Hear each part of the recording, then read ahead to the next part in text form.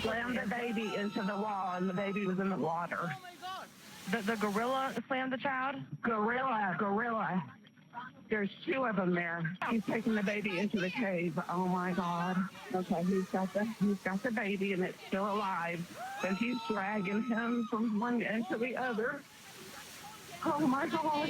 He's trying to talk to the gorilla too, but the baby's alive. And he's awake. The baby fell in the water, and then the gorilla went over and slammed against the wall. And then we picked him up out of the water, climbed the rock wall, and took him up on top.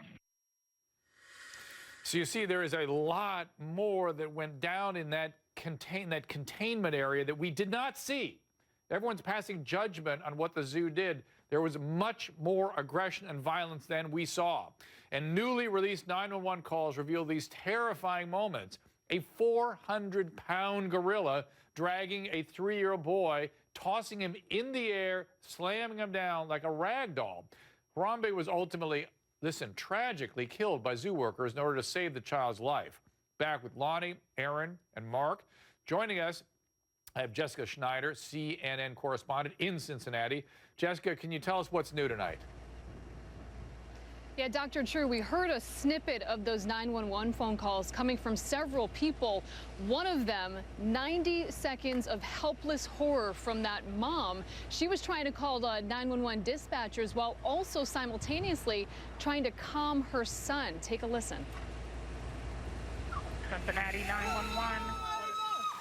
Oh my God!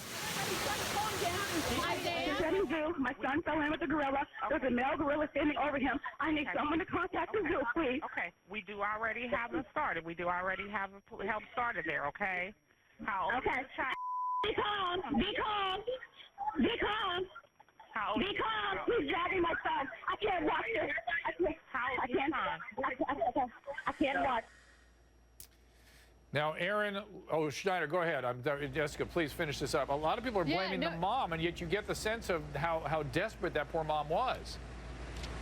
Yeah, you know, it was something that struck me on the 911 phone call. She actually stays somewhat calm and coherent considering the situation. She has come under a lot of fire on the internet. A lot of people are battering her on Twitter pages or on Facebook, but we're starting to get some of the real story here. Now, prosecutors have not ruled out criminal charges, but the police department is still ongoing in their investigation of what they call the family. So both the mother and any other family members who may have been there. The family itself releasing a statement today basically saying that they are grateful to what the Cincinnati Zoo did, but also saying to people, look, we don't want your money. Apparently, many people have been offering to help them out financially, and the family's saying if you have money to give, you should donate right here to the Cincinnati Zoo in honor of Harambe. Dr. Drew? Thank you, Jessica. Appreciate your report.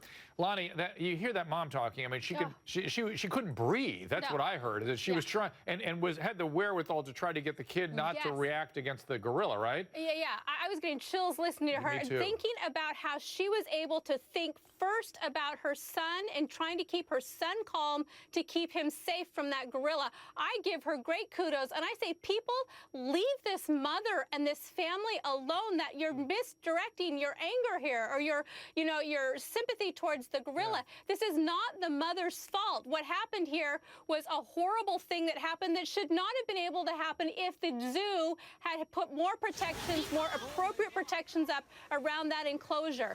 The fact that the child could get in there lies fault with the zoo, not the mother.